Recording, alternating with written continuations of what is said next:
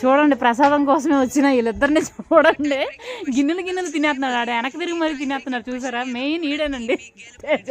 మిమ్మల్ని tag చేస్తానులేండి Instagram. ఈడు కూడా ఉన్నాడండి, నితిన్. ఈడు ఉన్నాడు. చూసారా ఎలా కూర్చొని తింటున్నాడు? చూపిస్తాను ఉండండి.